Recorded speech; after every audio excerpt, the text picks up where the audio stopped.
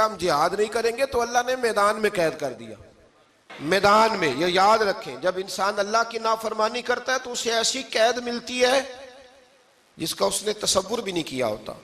ایک میدان ہے مقام طیہ, قید ہو گئے, سارا دن سفر کرتے تھے, سارا دن, تو رات کو تھک کے سوتے تھے, صبح اٹھتے تھے نا جب, تو وہیں ہوتے تھے جہاں کل صبح چلے تھے. تو رب جب کسی کو قیدی بناتا ہے تو اسے زنجیروں کی, سلاخوں کی ضرورت. دعا فرمائے اللہ تبارک و تعالی غموں سے نجات عطا فرمائے. یہ دعا فرمائے. ایسی قید دیتا ہے کہ جس سے پھر چھٹکارا ہو سکتا. تو بنی اسرائیل کا بہت زیادہ تذکرہ اس بارے میں اللہ تبارک و تعالی نے پھر بیان کیا, اور پھر کہا کہ انہیں جو حکم دیا جاتا تھا یہ اس کی سرتابی کرتے تھے, پھر اللہ نے ان پر ذلت نازل کر دی اور یہ ہمیشہ اس کا شکار رہے. قوم سبت کا ذکر فرمایا اللہ نے. ہفتے والے دن کچھ لوگ نافرمانی کرتے تھے. ہمارے بھی ہیلے بہانے ہیں نا آج کل کاروبار میں. تو اسی سپارے کی آیت نمبر 65 کے اندر اللہ تعالیٰ نے حضرت داؤد کی قوم کا ذکر کیا کہ اللہ نے انہیں حکم دیا تھا کہ ہفتے والے دن مچھلیاں نہیں پکڑنی. تو وہ کہتے تھے چلو ہاتھ لگا کے نہیں پکڑنی, ہاتھ لگا کے. وہ ہمارے لوگ ہیلے بہانے تلاش کر لیتے ہیں نا. وہ بڑے جناب انشورنس والا آ گیا, اب وہ بینک والا آ گیا, وہ فلانے صاحب آ گئے, وہ تروڑ مروڑ کے کہانیاں باتیں, اور پھر ہمیں بھی رستے مل جاتے ہیں بچنے کے. مفتی صاحب نے کہہ دیا تھا, ایک مولانا سے میں نے ان کو کہا ہفتے والے دن مچھلیاں نہیں پکڑنی, کہا نہیں پکڑتے, چھوٹے چھوٹے حوض بنا لیے. تو مچھلیاں زیادہ آتی تھی اس دن, یہ بھی اللہ کی قدرت تھی. نماز کے وقت گاہک زیادہ آتے ہیں, یہ اس کی قدرت ہوتی ہے. تو وہ مچھلیاں حوض میں جمع ہو جاتی ہیں. یوں سمجھ لیں کہ جال انہوں نے لگا لیے ہوئے تھے, تو جال میں وہ پھنستی رہتی تھیں, حوضوں میں آتی رہتی تھیں. ہفتے کو نہیں پکڑتے تھے, اتوار کو پکڑ لیتے تھے. تو پھر اللہ نے انہیں سزا دی. فرمایا تماشے کرتے ہو اللہ کے حکم کے ساتھ. کیا سزا دی؟ فَقُلْنَا لَهُمْ كُونُوا قِرَادَةً خَاسِئِينَ. فرمایا بندر بن جاؤ دھتکارے ہوئے.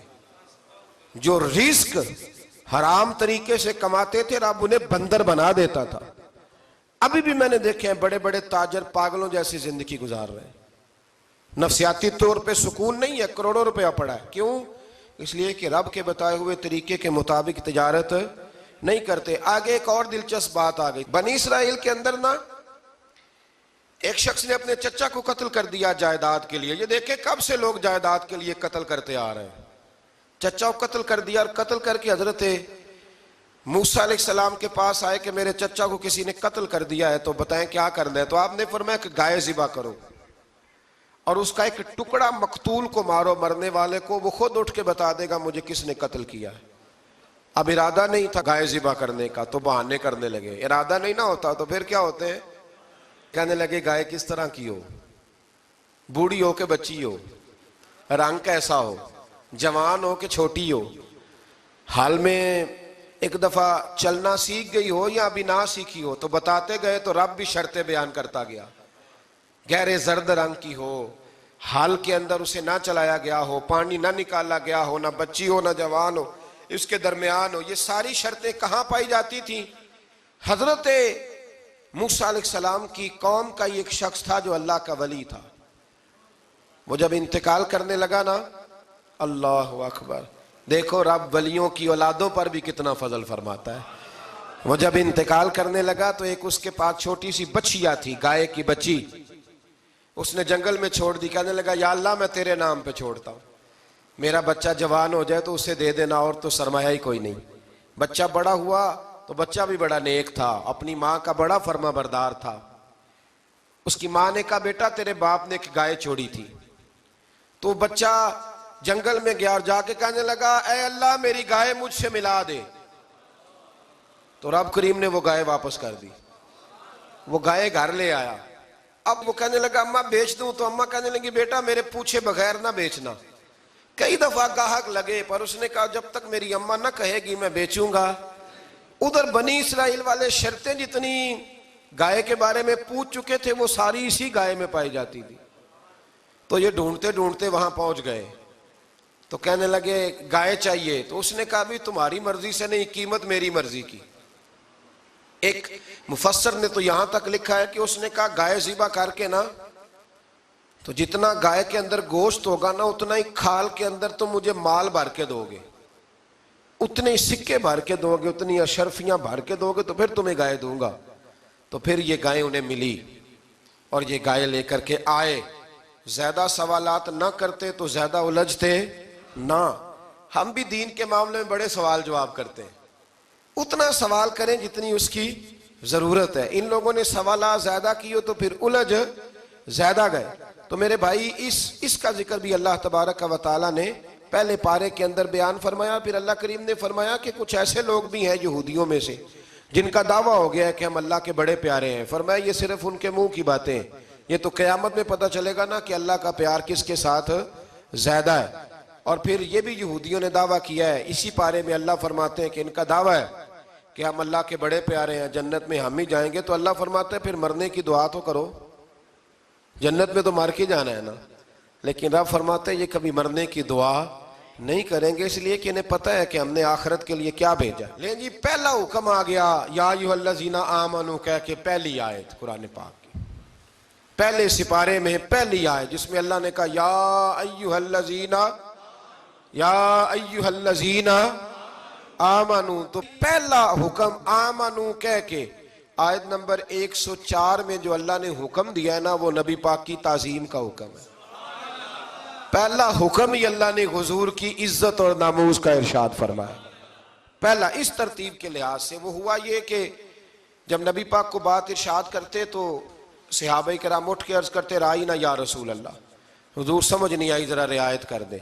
تو یہودیوں کی عبرانی زبان کے اندر نہ ذرا کھینچ کے پڑھتے تھے رائینا، تو اس کا معنی بنتا تھا معاذ اللہ اے ہمارے چرواہے، بکریاں چرانے والے کو بھی وہ رائینا کہتے تھے۔ تو جب صحابہ یہ کہنے لگے تو اللہ نے منع ہی کر دیا، فرمایا میرے محبوب کے غلاموں اس لفظ کے پیچھے چھپ کے لوگ میرے نبی کی بے ادبی کر جاتے ہیں، تو جس لفظ کا کوئی ایک معنی بے ادبی والا بنتا ہو وہ لفظ بھی میرے نبی کے لیے نہ کہو، لفظ وہ والے کہو جس میں کوئی بے ادبی کا معنی نکلے نہ۔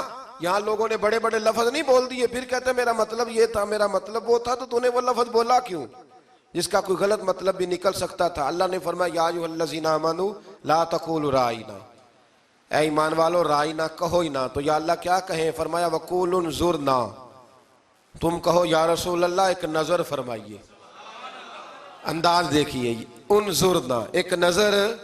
تو ہمارے بزرگ تو پہلے ہی بڑے پیار والوں نے کہہ دیا یا رسول اللہ انظر حالنا، کہتے کہاں سے لاتے ہو جملے؟ میں نے کہا اللہ کی کتاب سے، یا رسول اللہ انظر حالنا یا حبیب اللہ اسمع قالا، تو تم کہو انظرنا محبوب نظر کرم کریں، واسمعوا، اور کیا ضرورت ہے دوبارہ پوچھنے کی؟ اللہ کہتا ہے پہلے ہی دھیان سے سنا کرو، پہلے ہی واسمعوا، پہلے ہی احتیاط سے سنو، وللکافرین عذاب علیم، اور کافروں کے لیے دردناک عذاب ہے۔ لے جی اسی پارے میں اللہ تبارک و تعالیٰ نے پھر اہل یہود کا ذکر کیا۔ تو یہود کہنے لگے کہ ہم حضرت ابراہیم کے ماننے والے ہیں، تو اللہ کریم نے وہ بھی ذکر کیا کہ میں نے تو ابراہیم کو آزمایا ہے، وَإِذِ ابْتَلَىٰ إِبْرَاهِيمَ رَبُّهُ بِكَلِمَاتٍ فَأَتَمَّهُنَّ، ہم نے ابراہیم کو کچھ چیزوں سے آزمایا ہے، وہ ہماری آزمائش پہ پورے اترے۔ قَالَ إِنِّي جَاعِلُكَ لِلنَّاسِ إِمَامًا، تو پھر ہم نے انہیں کہا کہ ہم آپ کو پوری دنیا کا امام بنائیں گے۔ وہ آزمائش کیا تھی؟ آگ میں جانا بھی آزمائش، بیٹے کا نہ ہونا بھی آزمائش، بیٹا ہوا تو پھر اسے وادی غیر ذی زرع میں چھوڑ کے آنا بھی آزمائش، بڑا ہوا تو پھر ذبح کرنا بھی آزمائش۔ فرمایا جہاں جہاں آزمایا ہے نا ابراہیم ہماری آزمائش میں پورے اترے۔ فرمایا تو مفت میں حضرت ابراہیم کی اولاد بنتے ہو اور ان کا نام لیتے ہو اور ان کے ساتھ اپنا تعلق بناتے ہو، دیکھو تو صحیح وہ کتنی آزمائشوں سے گزرے۔ تو اس کا بھی اللہ نے اسی میں ذکر فرمایا۔ اور پھر وہ بات کرتے تھے حضرت یعقوب کی اور حضرت اسحاق کی، تو فرمایا وہ تو ہمارے اتنے خاص بندے تھے کہ وصال کے وقت بھی انہوں نے اپنی اولادوں کو نصیحت فرمائی تھی کہ اللہ کی توحید پہ قائم رہنا، اس کا ذکر بھی اللہ نے اسی پارے میں بیان فرمایا۔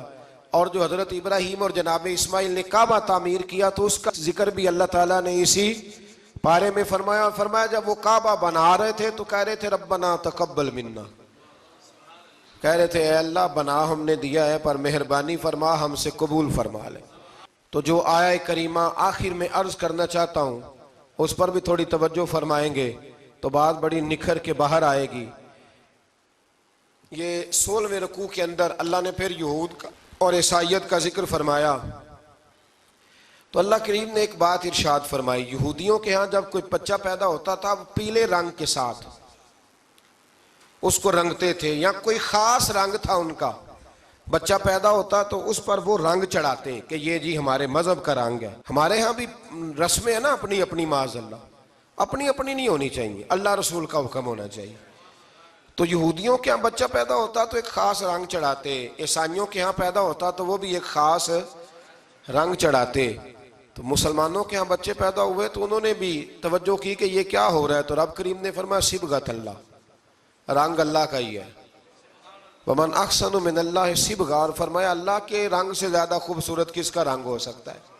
اللہ کا رنگ کیا ہے؟ لا الہ الا اللہ محمد الرسول اللہ صلی اللہ علیہ۔ فرمایا نیلے پیلے کالے رنگ نہ چڑھاؤ، اپنے ذہن پر توحید و رسالت کا رنگ چڑھاؤ، یہ سب سے بہترین رنگ ہے۔ اگر تمہارے ذہنوں پر رب رسول کی توحید کا رنگ چڑھ گیا تو یہ وہ والا رنگ ہے، پھر تمہیں کسی اور رنگ کی طرف جانے کی ضرورت نہیں پڑے گی۔ تو فرمایا رنگ وہ پیدا کرو جو توحید کا ہے، رسالت کا ہے، اس رنگ کی توجہ کرو۔